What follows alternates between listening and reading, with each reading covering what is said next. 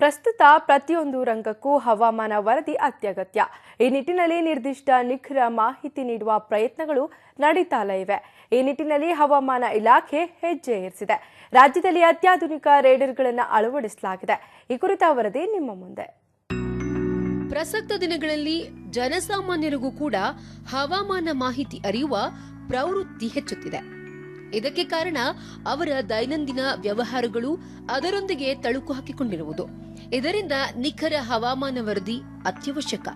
ಹೆಚ್ಚಿನವರು ಹವಾಮಾನ ಇಲಾಖೆ ನೀಡುವ ಮಾಹಿತಿಯತ್ತ ದೃಷ್ಟಿ ನೆಟ್ಟಿರುತ್ತಾರೆ.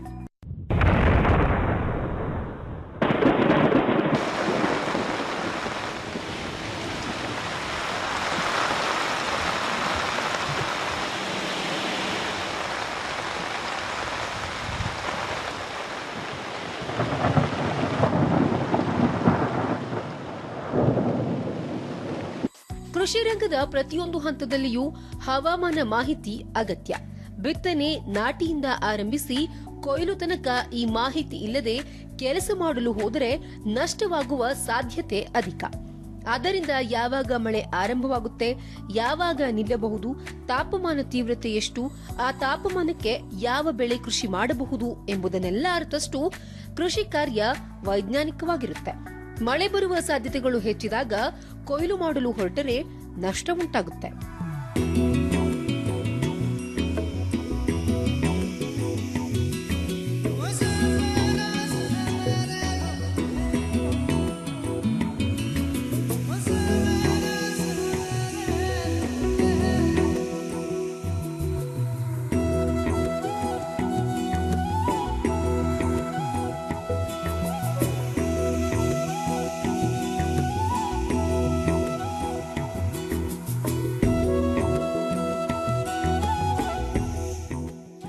ನದಿ ಸಮುದ್ರಗಳಲ್ಲಿ ಮೀನುಗಾರಿಕೆ ಮಾಡುವವರು ಹವಾಮಾನ ವರದಿ ಅವಲಂಬಿಸಿರುತ್ತಾರೆ.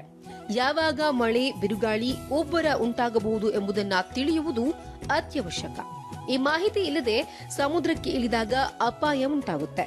ವಿಶಾಲ ಸಮುದ್ರದಲ್ಲಿ ಬಹುದೂರ ಹೋದವರಿಗೆ ಅನಿರೀಕ್ಷಿತ ಪ್ರಾಕೃತಿಕ ವಿಕೋಪಗಳು ಉಂಟಾದ್ರೆ ದೋಣಿ, ಹಡಗುಗಳ ಸಮತೋಲನ ಕಾಯ್ದಿರಿಸಿಕೊಳ್ಳುವುದು ತೀವ್ರ ಕಷ್ಟದ ಕೆಲಸ.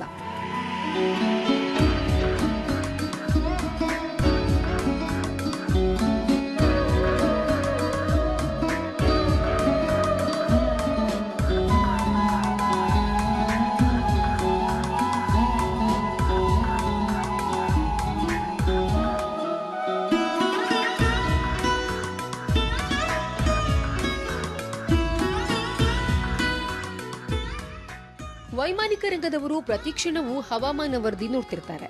ವಿಮಾನ ಹೊರಡುವ ಮೊದಲು ಸ್ಥಳೀಯ ಮತ್ತು ತಲುಪಿರುವ ಪ್ರದೇಶದ ಹವಾಮಾನವನ್ನ ಅರಿತುಕೊಳ್ತಾರೆ. ನಿಯಂತ್ರಣ ಕೊಠಡಿಯೊಂದಿಗೆ ಸದಾ ಸಂಪರ್ಕ ಇರಿಸಿಕೊಂಡಿರ್ತಾರೆ. ಹವಾಮಾನ ವೈಪರೀತ್ಯಗಳಿಂದ ಉಂಟಾಗುವ ತೊಂದರೆಯನ್ನ ತಪ್ಪಿಸಲು ಯತ್ನಿಸುತ್ತಲೇ ಇರ್ತಾರೆ.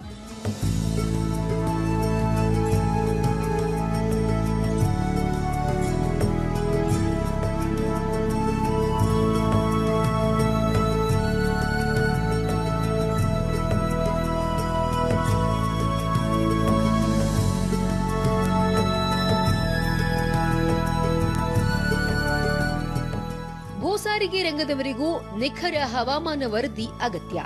ಈ ಎಲ್ಲಾ ನಿಟ್ಟಿನಲ್ಲಿ ಮಾಹಿತಿ ಒದಗಿಸಲು ಹವಾಮಾನ ಇಲಾಖೆ ಪ್ರಯತ್ನಿಸುತ್ತಲೇ ಇರುತ್ತೆ. ತನ್ನ ಕೇಂದ್ರಗಳಲ್ಲಿ ಹವಾಮಾನ ಅರಿಯಲು ಅವಶ್ಯಕವಾದ ಉಪಕರಣಗಳನ್ನ ಸಜ್ಜುಗೊಳಿಸಿರುತ್ತೆ.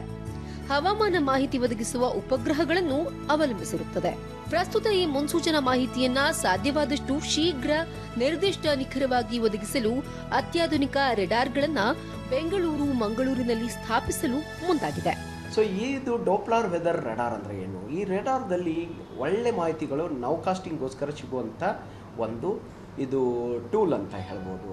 ಇದರಿಂದ ಏನಾಗುತ್ತೆ, ನಮಗೆಲ್ಲ ನೌಕಾಸ್ಟಿಂಗ್ಗೋಸ್ಕರ ಒಬ್ಬ ಫೋರ್ಕಾಸ್ಟ್ಗೆ ನೌಕಾಸ್ಟ್ ಮಾಡೋಗೋಸ್ಕರ ಭಾಳ ಉತ್ತಮ.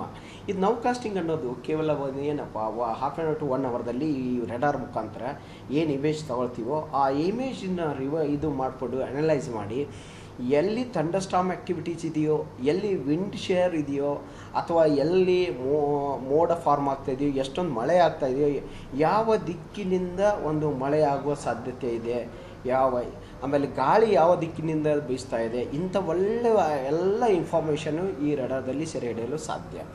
ಚಂಡಮಾರುತಗಳಿಂದ ಆಗುವ ಹಾನಿ ಅಪಾರ. ಇದನ್ನು ತಪ್ಪಿಸಲು ಸಾಧ್ಯವಾದಷ್ಟು ಶೀಘ್ರ ಹವಾಮಾನ ಕುರಿತ ಮುನ್ಸೂಚನಾ ವರದಿ ಅತ್ಯವಶ್ಯಕ. ಕೆಲವೊಮ್ಮೆ ವಾತಾವರಣದಲ್ಲಿ ಅನಿರೀಕ್ಷಿತ ಏರುಪೇರುಗಳಾಗಿ ಗುಡುಗು ಸಿಡಿಲು ಸಹಿತ ಭಾರೀ ಮಳೆ ಬರುತ್ತೆ, ತೀವ್ರತೆಯ ಸುಳಿಗಾಳಿ ಉಂಟಾಗುತ್ತೆ.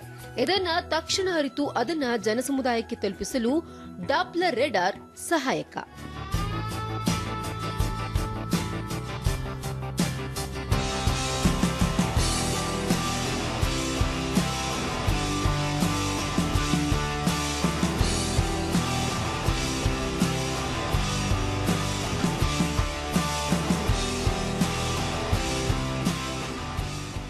ಬೇಸಿಗೆ ಕಾಲದಲ್ಲಿಯೂ ಭಾರೀ ಮಳೆ ಉಂಟಾಗುತ್ತೆ.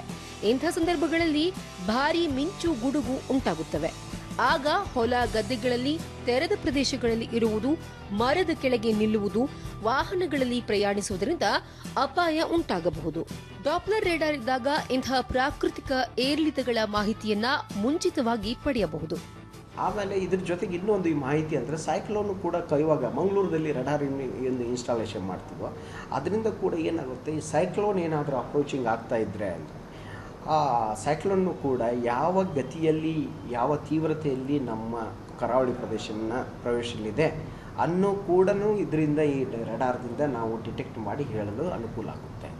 ಸೊ ಒಟ್ಟಿನಲ್ಲಿ ಹೇಳಬೇಕು ಅಂದರೆ ನೌಕಾಸ್ಟಿಂಗ್ ಸೈಕ್ಲೋನು ಇಂಥ ಒಂದು ಸಂದರ್ಭದಲ್ಲಿ ಈವನ್ ಏರ್ಪೋರ್ಟ್ಗಳಲ್ಲಿ ಕೂಡ ಯಾವ ರೀತಿಯ ವಿಂಡ್ ಶೇರ್ ಇದೆ, ಯಾವ ದಿಕ್ಕಿನೆಡೆ ಇದೆ, ಇದೊಂದು ಟರ್ಬುಲೆನ್ಸ್ ಅಂತೀವಿ, ಏರ್ಪೋರ್ಟ್ಗೆ ಬಹಳ ಅಪಾಯಕಾರಿಯಾದಂಥ ಇದೊಂದು ಕ್ರಿಯೆ. ಈ ಒಂದು ಕ್ರಿಯೆಯನ್ನು ನಾವು ಈ ಒಂದು ರಡಾರ್ಗಳ ಮುಖಾಂತರ ಅಂದರೆ ಡಾಪ್ಲರ್ ವೆದರ್ ರಡಾರ್ ಮುಖಾಂತರ ನಾವು ಐಡೆಂಟಿಫೈ ಅವರಿಗೆ ಫೋರ್ಕಾಸ್ಟ್ ಕೊಟ್ಟಾಗ ಆ ಒಂದು ವಿಮಾನ ಪ್ರಯಾಣಕ್ಕೆ ಅವ್ರು ಏನು ಮಾಡ್ತಾರೆ, ಡೈವರ್ಷನ್ ತಗೊಂಡು ಸೇಫಾಗಿ ಬಂದು ಲ್ಯಾಂಡ್ ಮಾಡಲು ಬಹಳ ಅನುಕೂಲಕರವಾದ ಒಂದು ಟೂಲ್.